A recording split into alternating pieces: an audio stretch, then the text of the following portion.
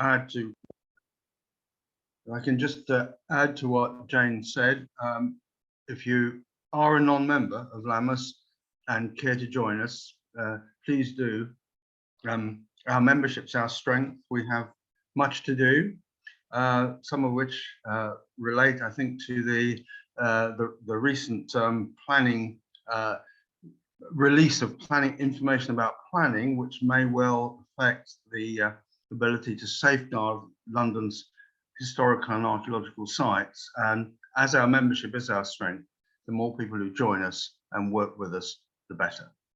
It's my pleasure tonight also to welcome Claire, who's going to talk about the work that was done towards the annex of the Middlesex Hospital.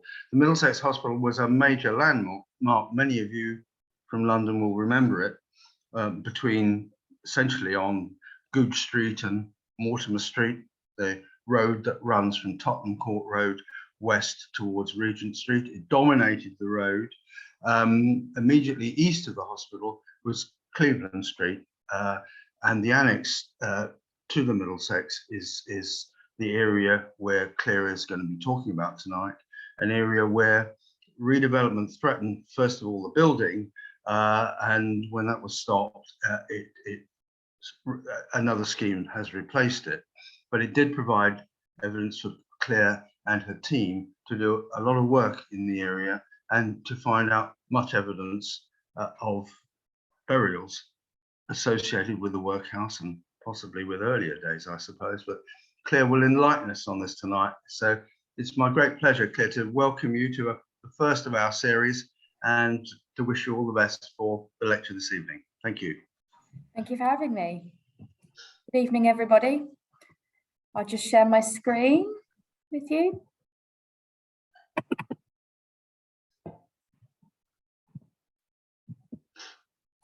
Just double checking everybody can see that.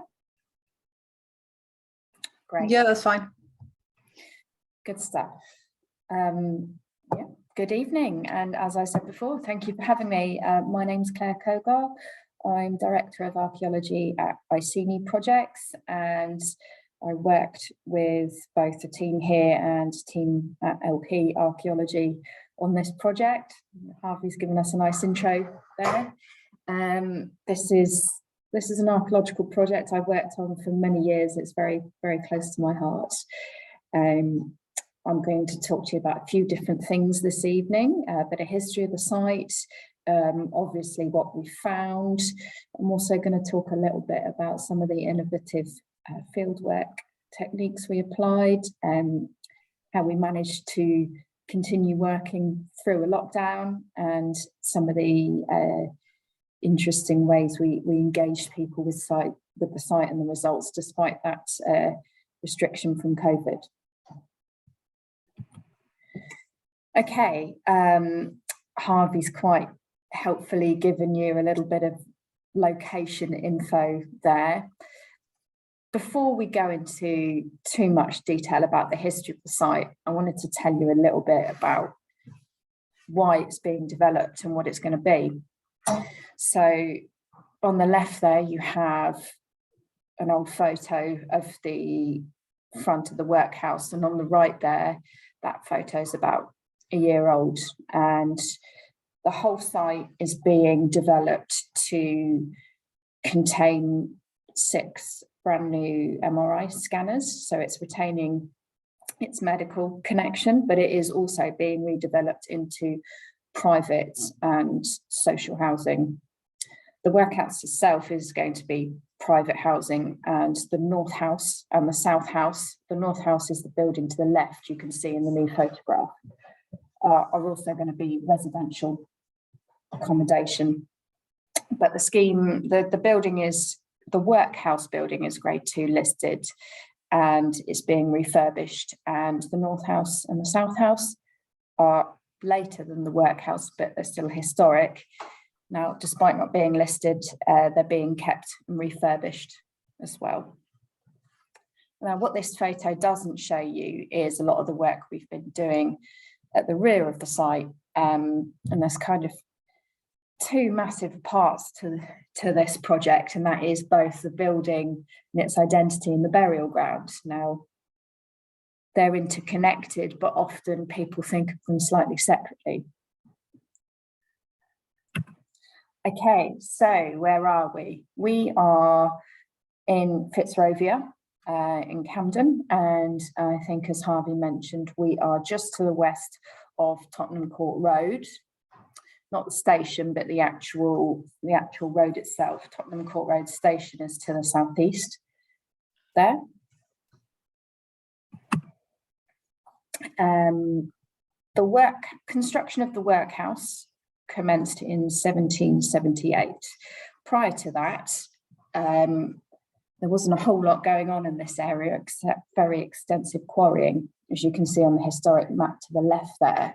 If you look to the north of the red box around the site, you can see indicated quarrying for the natural sand and gravels.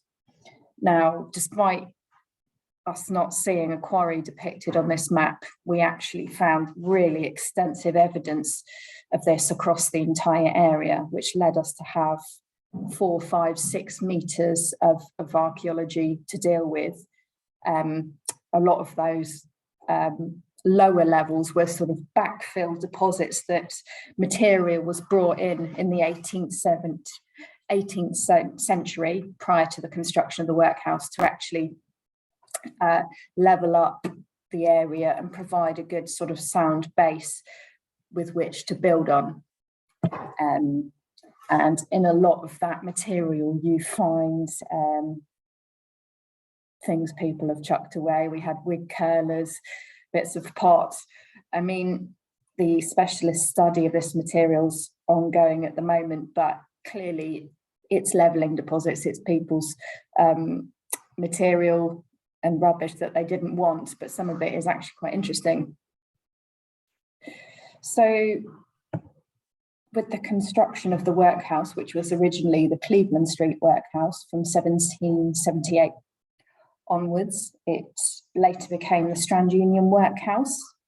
It then became the Central London Sick Asylum, and finally the Middlesex Hospital Annex. So it's been through, as a lot of workhouses did, several variations from originally areas to house people that were living in poverty in large rural, large urban areas. So you've got people migrating into the cities during the Industrial Revolution for work, and the conditions being extremely dire, and local parishes and poor relief could no longer sustain these people in terms of poor relief. So the Cleveland St Workhouse, later the Strand Union Workhouse, was actually constructed by Covent Garden Parish to house their destitute poor.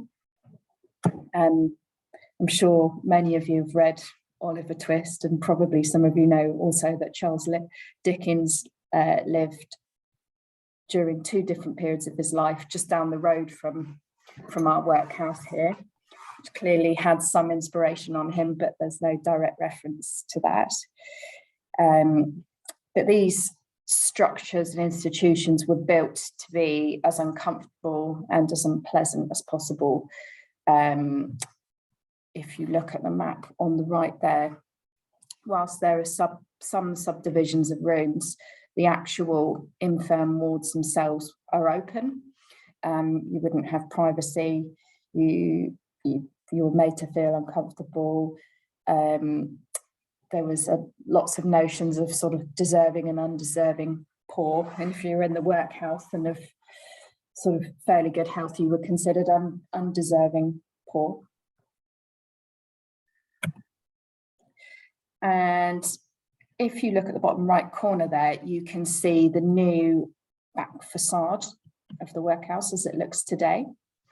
And as I mentioned earlier, there's sort of 2 sides to this site, but they're fundamentally entwined with one another, and that's obviously the excavation of the burial ground, but the burial ground is the workhouse burial ground, so the building and the burial ground are connected to one another.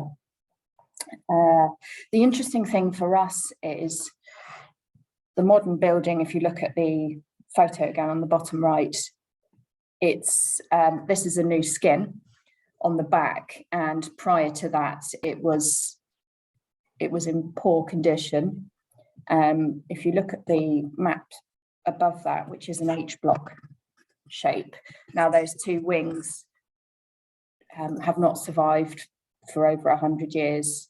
The previous hospital buildings on the site were constructed over that. So it was actually really quite exciting for us, and as depicted on the left there, to find the structural remains of some of the foundations of the original workhouse footprint. So how did we get where we are? There was an archaeological evaluation of the site. For those of you who are not familiar, evaluation is an exercise in commercial archaeology that looks for presence or absence of archaeology. It looks at significance, and it also looks at extent of modern disturbance. And what happened at the rear of the site here, behind that workhouse, as I mentioned earlier, we excavated a series of 6 trenches at the rear of the site and 1 at the front. And the photo in the top left there, it's not the best photo. One of the construction crew took it from the workhouse, but what it demonstrates is the size and scale of this exercise. How did we know how deep we had to go, or what we might have there? Well, prior to this, we undertook a desk-based assessment that flagged the potential for up to 10,000 burials on the site. Now, when I discussed this with the architect of the project, they sort of found it amusing, because prior to this being an open space, there were buildings with shallow foundations across the area. But in order to really get a handle on what was going on here, and having worked on a few burial grounds of this date myself, I knew we were potentially in for a rocky ride in terms of numbers of burials, and we really needed to get a handle on the site. In order to evaluate the site as effectively as possible, you may see there that some people have stood on a step in the trench. So what we did was we opened up a really big footprint of at the top level. I think it was 11 by 8 to start off with, and we stepped down to the top of the burial horizon. So what that effectively meant was we could see the density of the graves across a 5 by 2 footprint at the base. And then we targeted trench boxes on at least 2 of these grave stacks. And we took it 3, 4, 5 meters right the way down to the natural ground, or in many instances, the base of the sort of backfill of the quarry. So it was a real undertaking, but we really needed to get a handle on density and occupation of these grave cuts. So by opening up a bigger area, we could see the density of the cuts. And then by just targeting a small area with the box, we could determine the number of occupants in each grave. And what that allows you to do is to effectively model potentially how many burials you're going to have on site and how long that's going to take you to do. And without going into too much engineering detail, it's a question we get asked often in commercial archaeology is, how do you dig a great big hole? And an awful lot of work, time and design effort went into finding a way to structurally support the excavation on site in a way that didn't damage the archaeology. The photo on the right there shows us in a timber shuttered trench with timber propping. Now, each of those created a bay of 2 meters. So we'd have a different team member working in each of those bays, digging burials. But sometimes you'd obviously have a burial that would be directly under the timber. So that was slightly awkward, and and tricky to dig. But we're about 3 meters down there, and that is around the perimeter of the site, where on my right there is the old cemetery wall of the site. And we knew we had burials in this location from the evaluation. But in order to develop structural support to allow us to dig the rest of the site, this area needed to be focused on first, the remains carefully lifted, and then a secant pile wall, which is a form of engineering, was installed to support the rest of the dig across the area and to support also the later basement construction. This is another example of John and I in the bigger open area, and this is a king post pile wall with shutters. And what we did was this structural support, which has these long piles that go into the ground, was utilised in an area where we knew there were no burials. So it was a form of engineering that could actually easily support our controlled hand excavation in one area without piling through archaeology in another.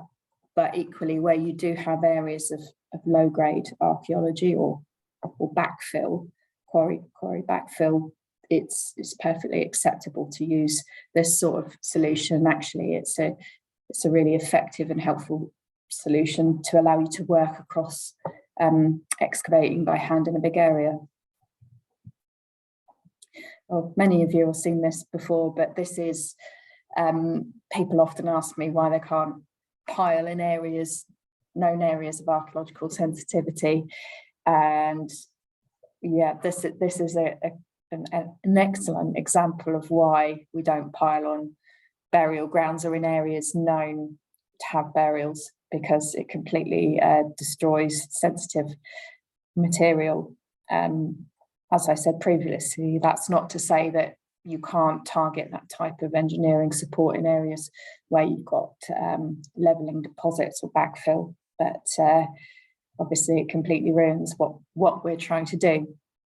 And I think in a lot of instances, engineers on sites, their first go-to is usually some form of king post pile wall to keep things up. So it's a delicate process of trying to find the best engineering solution for the archaeology, but also enabling you to do the physical work that you're there to do. So our final total of burials was 1,047. If you look at the plan on the left there, it has the Cleveland St Workhouse with the conjectured original infirmary wards and the area of some of the original foundations we found. And the black lines are the location of burials across the site. You'll see they form 3 key clusters, and in the north you have both north-south as well as east-west burials, which was unanticipated and interesting. And this was the area where we found really extensive evidence of dissection and autopsy. Some of you may know that the passing of the Anatomy Act in 1832 allowed unclaimed people who passed away from the workhouse to be legally dissected. Prior to the passing of this act, it was only legal to dissect hanged men or women, which led to a huge shortage of cadavers for people to practice on, or surgeons to practice on, as sort of medicine and the understanding of the human body evolved, and there was a lot of illegal purchase of bodies and body snatching and grave robbing during this period, which affected remains of all classes. And many of you will have heard about the burial ground at Euston and evidence of that there. Coming back to this site, I mean, the frequency of the post-mortem modifications, so the post-mortem investigation on the remains was very, very frequent in the north. So you'd have autopsies being undertaken where the skull would be taken off at the top. Many instances of saw cuts on limbs. You can see that the human body was being investigated and explored.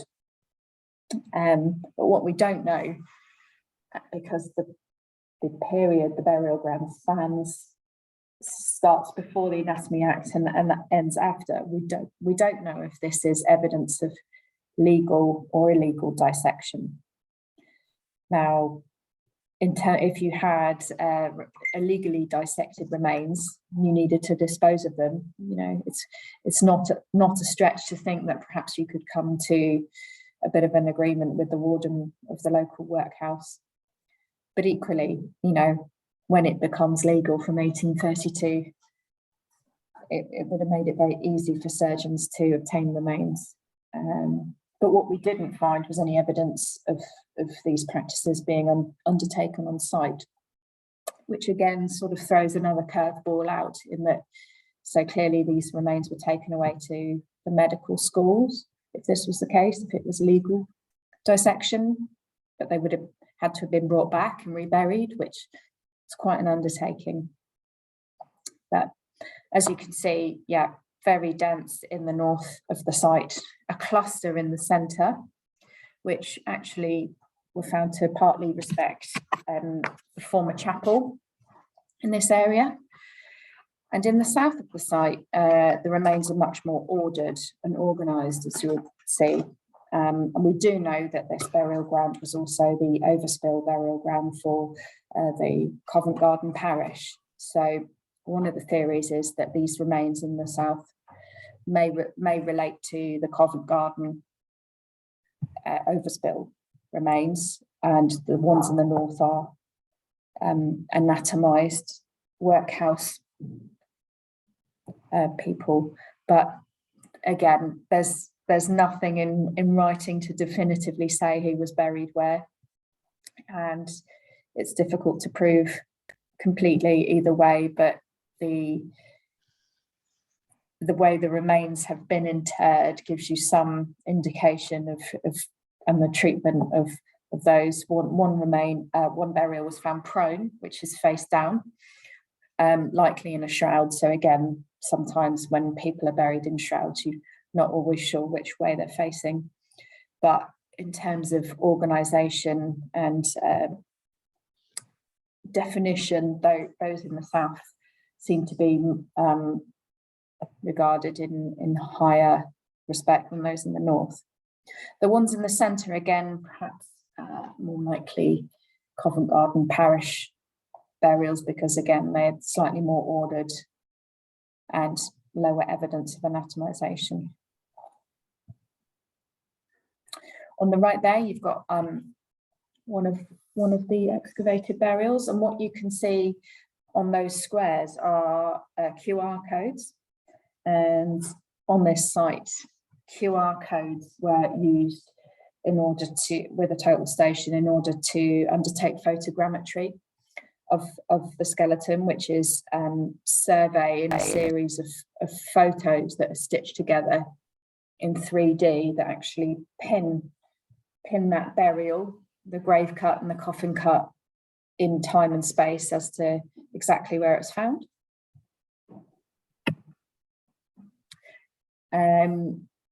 Examples of different types of stratigraphy, so archaeological layers here.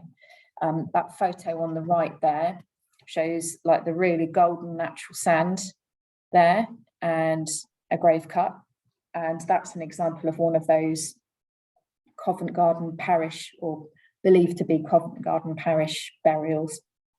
It's textbook archaeology, really. If you can't see that grave cut and the difference in colour, you know, it's probably not the profession for you. But equally, on the flip side, on the left there, you've got this dark cemetery soil backfill that's full of clay tobacco pipe, oyster shell, bits of tile and pot, and you'll see two skulls being cleaned there, graves intercutting and stacked, and it's much harder to see the grave cuts because they're cut through the material that's then chucked back on top of them. So not much colour difference, really, only compaction difference.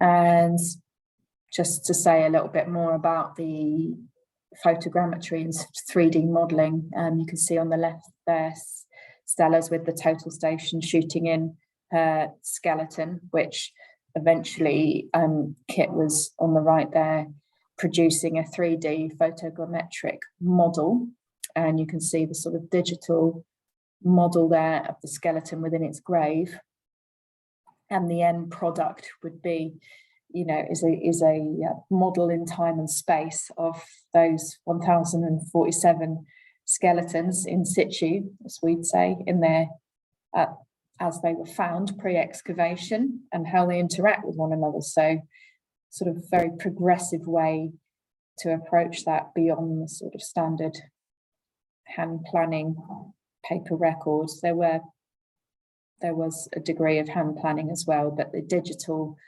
approach with archaeologists undertaking everything themselves but supported by a specialist felt very progressive, with everybody digging their own skeleton, everybody doing the QR codes and the photogrammetric survey themselves. What we also produced as we worked through the site was a model of the grave cuts and locations. This is a midway model for the north of the site, sort of going back to thinking about how we understand density and occupancy on a site. In a sort of commercial archaeological setting, you're always thinking about how much time you've got and what you've got to do. And the colour coding here, red, orange and green. Green were the grave cuts we fully excavated at the time, orange were ongoing, and red were not excavated yet. And what this allowed us to do is, during COVID as well, put people in different locations safely at safe working distance, looking at where the grave cuts we could see were and sort of reorganising the team that way. And we started to get a feel. It was very useful to have this as real-time information. We started to get a feel of the sort of intercutting nature of the graves in different areas in a bigger picture context, rather than just coming to this at the post-excavation phase. We could actually see how they were relating to one another, you know, across the area at the time we were doing the work. And some nice photos of skelly excavation here. So something you see on the left in graves with multiple occupants, and that's slumping. So that skeleton there is slumping down. What's happened is decomposition below. The coffin's degraded, the backfill's fallen into the coffin, and then it sort of creates a depression and the void in the earth. So what you do, what you find is you have burials slumped on top of one another, and extreme slumping can look like a skeleton sat up. So the head is usually the highest point of a burial, but if there were lots of coffins below and lots of voids, then they tend to sort of crash into one another.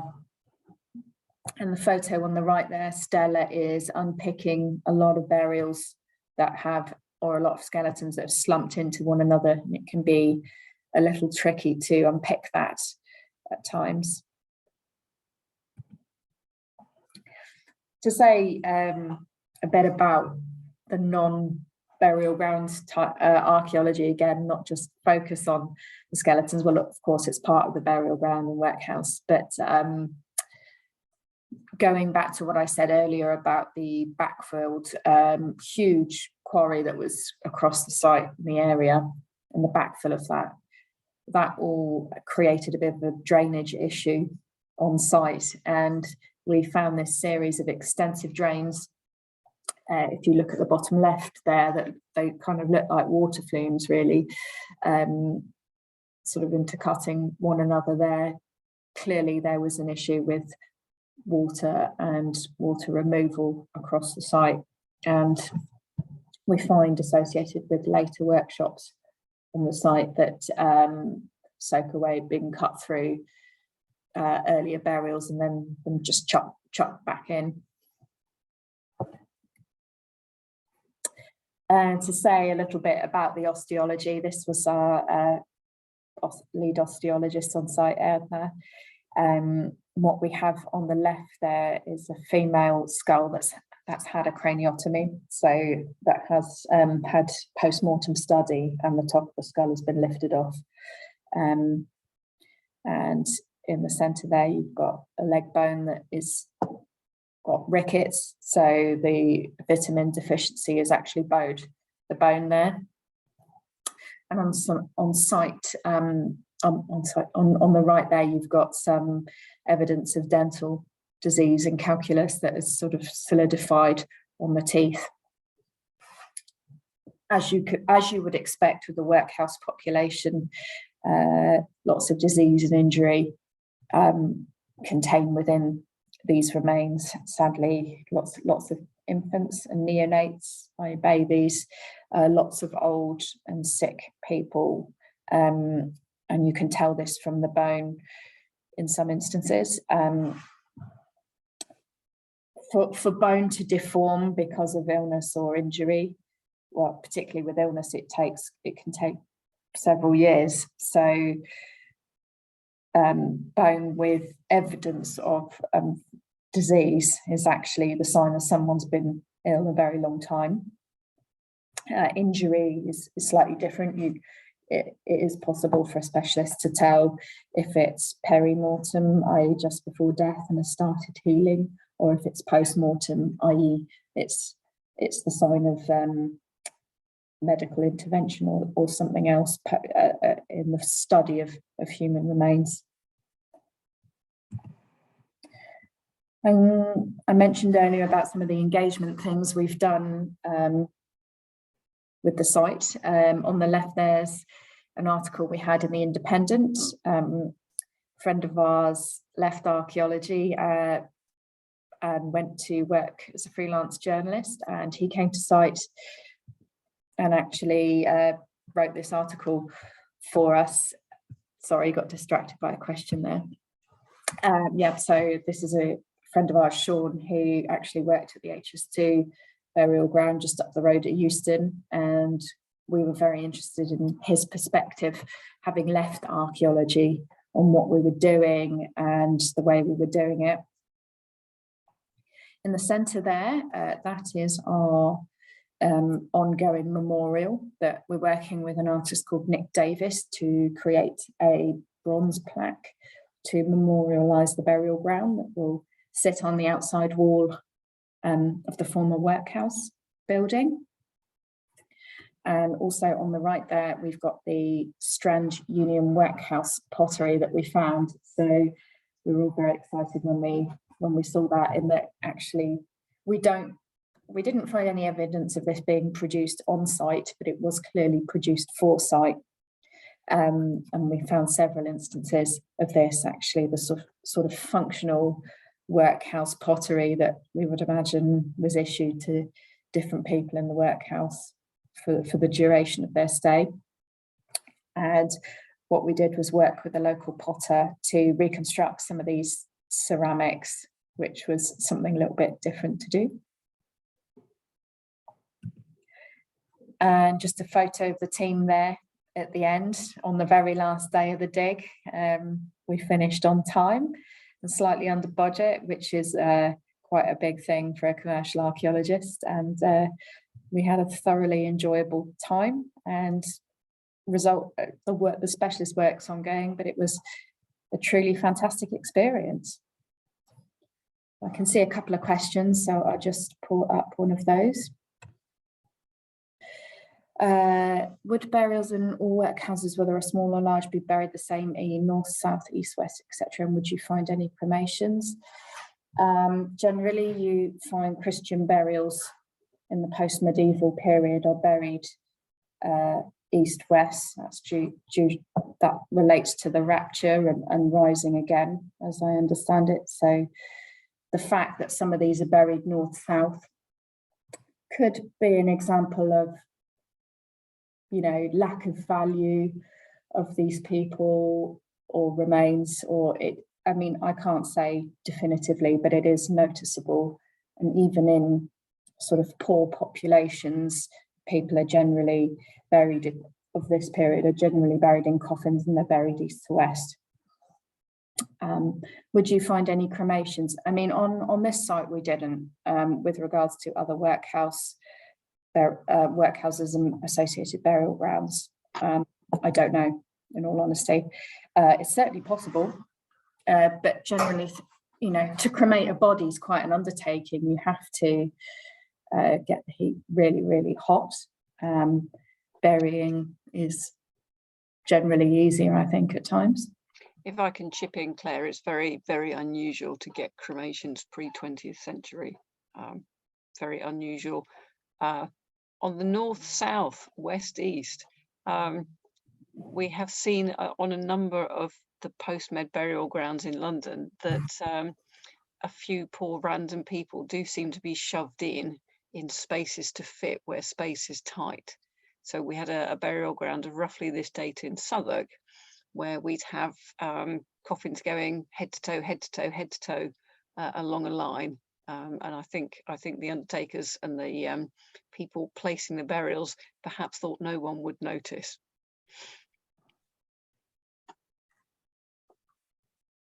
Great. Right, questions are rolling in. One from Chiz. Hello, Chiz. Nice to see you in the room. Claire, does the plan of excavated burials reflect the actual burial distribution? Was the entire footprint of the site excavated? The entire footprint of the rear of the site was excavated. The workhouse itself wasn't, obviously, but that predates the actual interments. So pretty much the entire footprint. The north house and the south house were later than the workhouse, and some bits of disarticulated bone were collected from both the underpinning works of those two structures. But that may be that because they extended slightly to the east, to the rear of the site, that they potentially clipped something. Quite unusual to get the entire footprint, and they were all done archaeologically. Actually, there was no exhumation work on this site, and by that we mean removal of burials by an exhumation specialist who's not an archaeologist, so they don't go through the method of recording that we do. No, that's excellent to know. Thank you for that. That I hope answers Chiz's question. Next, Richard Gilpin. And again, Richard, lovely to see you in the room. What happened to the human remains after excavation, Claire? So at the moment, the remains are located within specialist storage. Immediately after excavation, they were processed, so washed by a specialist, dried, and then studied by Edna, who I showed you a photo of earlier, who is an osteologist, an archaeologist with a specialism in human remains. And as part of her specialist work, she looked at possible sex, age, diseases, and trauma. And we have a report that's currently in draft that's going to be coming out on the results of that work shortly. So at the moment, they're being stored safely and securely. They're going to be looked at again for the next stage of work, which is analysis. So Edna's flagged up those special cases that need a bit more specialist work and comparison possibly with other burial ground populations to answer sort of further defined research questions. And eventually they're going to be reburied in consecrated ground. Okay, so they're not being retained, but they'll be reburied, but not presumably on the site. Correct, yeah. I mean, like with most sites in an urban context, there isn't the space to retain them appropriately on site, but they will be reburied in consecrated ground. Thank you for that. I think, again, that answers Richard's question. So another one, Catherine Chamorro, again, hello, Catherine, nice to see you in the room. Claire, what is the time span of the use of the site? Well, in the time span of the use of the site, the quarrying was undertaken before the construction of the workhouse. So the quarrying was early to mid 18th century in all likelihood. Then you get the construction of the workhouse in 1778, and it's still in use today, albeit in a different function. That's a very good point. Yeah, the site goes on. The archaeology is out of the site and will be reported on. Catherine, I hope that answers your question. Nicholas Cambridge, again, another interesting question. Now, I think you touched on a little bit of this, Claire. Did any of the bones show evidence of syphilis, tuberculosis, or other pathology? Now, I'm sure I saw some rickets on one of those slides, but syphilis and TB? Oh, absolutely. I mean, I'm sure Adna could talk to you all day about it. Yeah, a high frequency of infectious disease across the whole burial population of this site. Definite on a weekly basis. There were many examples that were being excavated that were coming out with diseases to that effect. Good. And I think Nicholas, watch this space for the post-excavation report and the publication. Moving on, a note from our president, Gillian. Lovely to see you in the room, Gillian Tyndall. Not a question, but a point, which I'll read out for everyone. Actually, the idea of making the workhouse uncomfortable only came in approximately 1831 with the Union workhouses. And when this was the Covent Garden poorhouse, it would have been kinder. So that's really useful information and nice to know.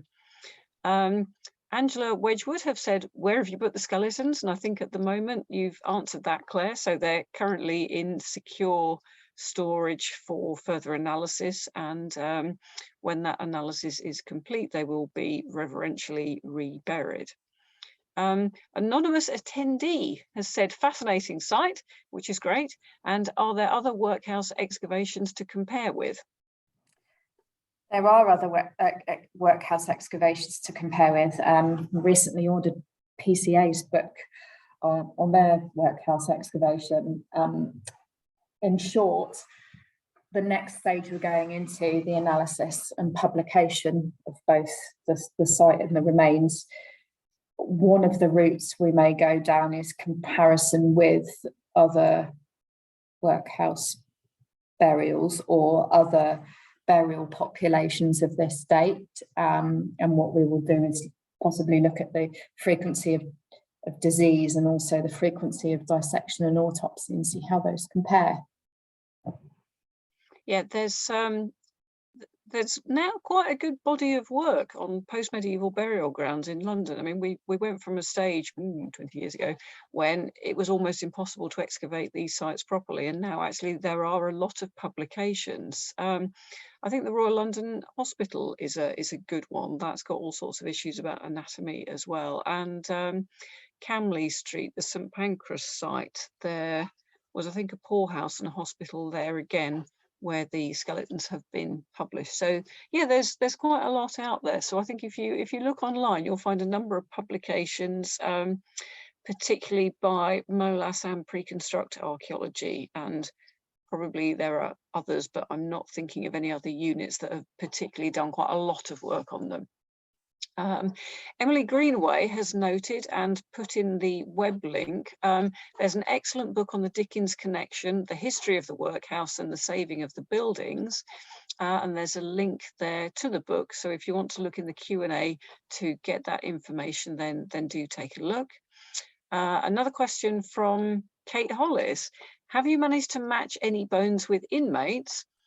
What have you learned about the inmates? For example, are there any signs of epidemics, people dying at the same time? So I think that presumably would come from any mass graves. Interesting question about epidemics. At this burial ground, no, but I did work on the HS2 Park Street, Birmingham burial ground, where we did think that we had evidence there of a localized epidemic in which there seemed to be several hundred child burials, of which looked like the same point in time. It was really unusual. But in terms of this site, we didn't see anything to that effect. That's not to say that it didn't happen, that there were flu or other things sweeping through the poor conditions, which it wouldn't have been hygienic and people would have been clustered together. People dying at the same time. There's certainly a question sometimes over whether people are interred together or whether they're two different actions. That's something you can sometimes unpick from the archaeological sequence, but it can be quite tricky. In terms of matching the bones with any people in the workhouse, no, none of the burials had coffin plates. You wouldn't expect people in the poorhouse to be able to afford something like that. So no named burials on site, and no named, none of the burials at the south of the site that might have been the Covent Garden parish, so non-workhouse people, they didn't have. Now, it may be that the coffin plates didn't survive there because those were all cut through the natural sand, which is very acidic, and those were in much more poor condition than the poorer burials, actually, that in the north that were cut through the cemetery soil. Oh, that's really interesting, very interesting to know. Thank you for that, and I hope that answers your question, Kate. Philip Chuckman, did the court send people to the workhouse as a punishment? Not that I'm aware of, but possibly. My understanding was that the workhouse was somewhere you had to go as a last resort, or you turned yourself into the workhouse because you needed a bed for the night and you had to work for your keep. During sort of 19th century, people in the summer were known to prefer sleeping in Trafalgar Square rough because it was nicer rather than going to the workhouses. But during the winter when it was cold, sometimes there was no other choice. I think some of the historians in the house might be able to answer that one. I would have thought the workhouse would have quite strong views about the court sending people to them because they'd have had to feed and house them. So, but yes, if there's a historian in the house that knows the answer to that one, please do chip in. Catherine is back. Why were you not able to find more of the thousands of predicted burials? That's always quite an interesting question on these sites.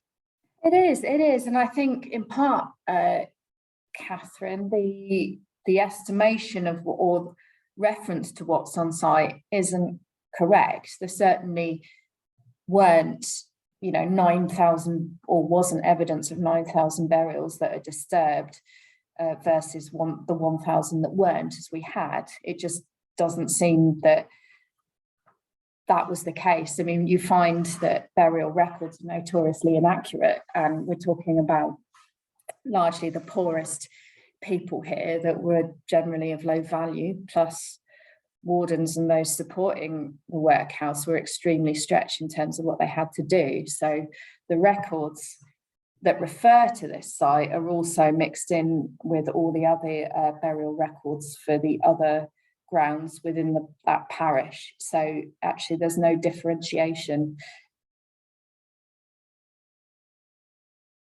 Brilliant, thanks for that.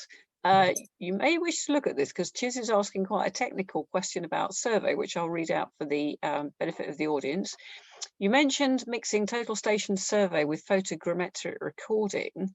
How did you feel photogrammetry compared to total station in utility, for example, for working out stratigraphic sequence and distributions? One question. And then, did you need to create individual polyline skelly plans as well as the photogrammetry? I'm afraid I can't answer that, Chiz, and I knew you were going to ask something awkward. You'd have to ask Kit Ackland of LP Archaeology about that question. I'm afraid it's too technical for me.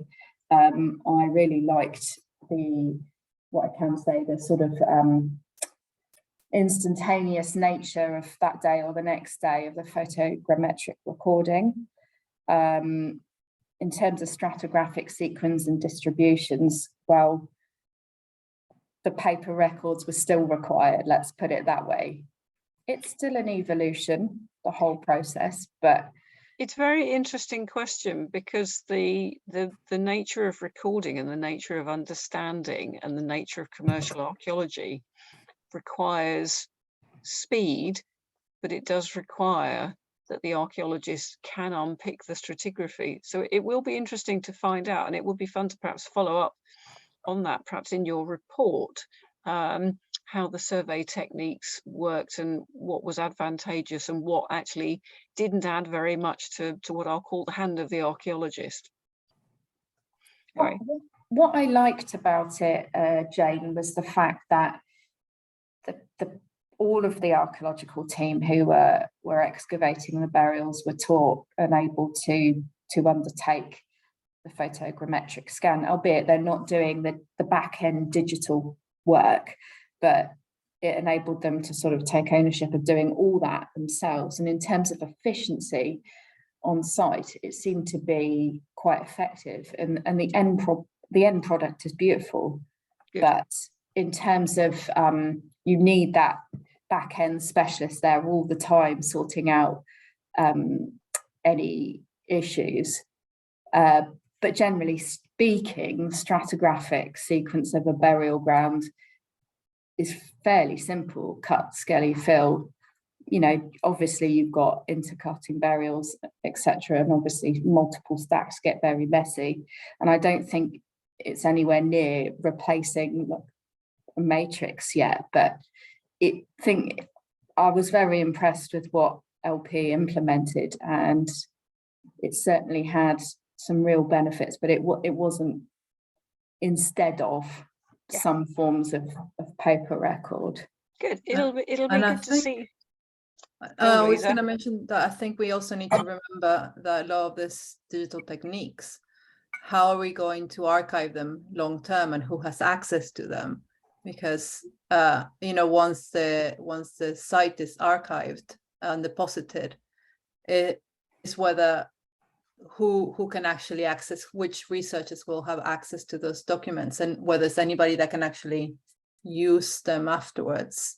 Are they going to go to somewhere that can be read or not? It's digital information. I'm in the side of archiving, so I tend to think about the future of sites as well. I think this is the glory of the Archaeology Data Service. I've seen a lot of real excitement about doing digital archaeology, and sometimes it feels for the sake of it. I can't really do justice in explaining, because I'm not a technical specialist, how it was implemented here. But what I was really impressed with the end product and the ease of use. And people who I'm still working with now who worked on this site, I think they really liked the utilization and functionality of it and found it quite easy to do. But again, it's as Louisa said, it's a very complicated issue that people in the industry feel passionate about, and we'll never get rid of our paper, will we? Well, some of my colleagues would like to, but we have time for a few more questions, so I'll pick a few out. Catherine Stubbs, thank you, Catherine. Do records of the workhouse survive? It would be interesting to assess the workhouse inmates, the age and gender, and, for example, how they may have moved around London or between town and country.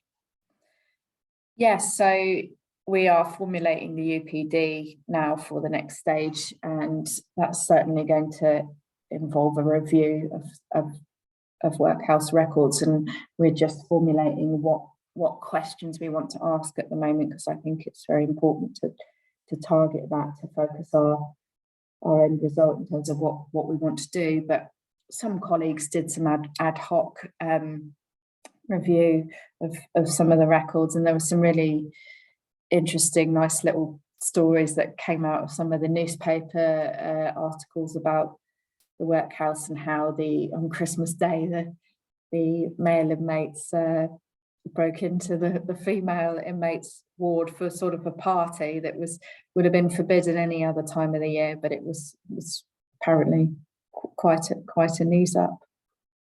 It's stories like that that will really make the report absolutely fascinating, as well as the technical data. It's those little anecdotes. And actually that's very handy for the next question from Karen. Hello, Karen. What was the ratio of male to female burials? The workhouse seemed to have more accommodation for women than men.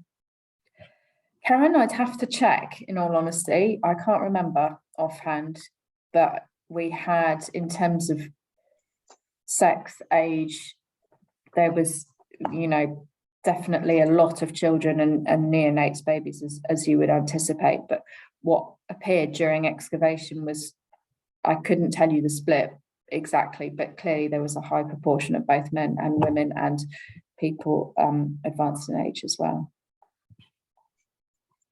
Right, we have a couple of points of clarity, and I think given the time and given that Claire is working very hard on the questions, we will call it a day at that point. So thank you, Gillian Tyndall. Our president again is answering questions for us. So in answer to the question just asked, that was a little while ago, the old style parishes gave modest amounts of poor relief money to people in their own homes. With urbanisation, the unions came in and were not so generous, and so going into the workhouse was often the only solution. Another point, that there's a thought that the courts did not send people to the workhouse. Gillian Draper has given us another book. I'm going to have to ask for help on this. Pauper Palaces, Pauper Prisons by Paul Carter for the history, and Living the Poor Life, from acronym that I don't know here, BALH. See its website. I'm afraid someone's going to have to tell me what BALH is. And finally, Chiz has come back saying that he didn't think his question was awkward, and so he must try harder. And he's just put this in the context of the fieldwork at Spitalfields that Chiz very dexterously excavated the burial ground there, because most of the burials there were recorded using total station, and being able to overlay the digital skelly plans and see them from the side was essential to reconstruct and test the sequence. So he's interested, and so am I actually, to see how that works using photogrammetry. So Claire, it's going to be really interesting to see how your report unfolds. Clive, thank you. The British Association of Local History, and I should have known that. So that's where the volume Pauper Palaces, Pauper Prisons, and the other one, sorry, we've lost that out of the question list. And John Quarrel has said a 50-50 male to female ratio. I don't know if that's of the excavated skellies or whether that's of the inmates of the poorhouse, which is not quite the same. So I think that I'm just looking at it now. John, you should have spoken. John, you could probably answer the total station question, but okay, yeah, so that is the excavated. It is excavated. Skellies. Yeah, I'm just furiously looking through Edna's report. That's absolutely fascinating. 50-50 is really quite unusual for any burial ground. So that really is intriguing in itself, and it'll be interesting then to see what the records show of actually the inmates and the ratio of the inmates, then as opposed to the ratio of the deceased people in the burial ground. Anyway, I think frankly that's been a fascinating discussion on top of a fascinating talk. So thank you everyone for all your questions, and thank you, Claire. I'd like to hand over to Harvey now to close the proceedings. You're on mute, Harvey.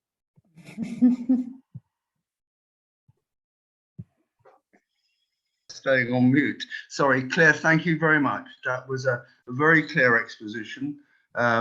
It's gone time for questions, and I'm not going to ask you one, but it does, and I think allow me to say that really that area that you were describing, I mean, the natural deposits, the good sand and gravel, Many of you in the audience will know that there's a very ancient route running along the edge to the south of here, known as an east-west route, which we know as Oxford Street, but the Romans knew as Watling Street. And to the south of that area, we've got eroded gravel terraces as we get higher and higher from the Thames. But we have very little information, I think, of those good sand and gravels which spread all the way back as far as Regent's Park and beyond. And we really, I think the site does throw into question that we really ought to look at this area as a zone that we ought to be examining. You mentioned quarry pits that you've got there, and we've very little idea, I think, of the range of activities that might have gone along that area, where rivers, are smaller rivers, of course, are running down to the Thames from late prehistory onwards. So I think you've highlighted that as well as the specific site, you've highlighted the importance of the area too. And I would just like to thank you for the talk. I think more than 60 were present tonight. And I just repeat what I said earlier on. If there are non-members of LAMAS here, if you would care to join us, we would be very pleased to see you among our ranks. Finally, I'd like to thank Catherine Stubbs, who organises our lecture series, which, as we say, this is the first one of the current season, and also to Jane and Louisa, who handle the technical matters so smoothly tonight. So, Claire, thank you. And to everyone here, I hope you enjoyed the experience and hope to see you at our next lecture. Good night. Thank you for having me. Bye-bye. Good night, everyone. Bye.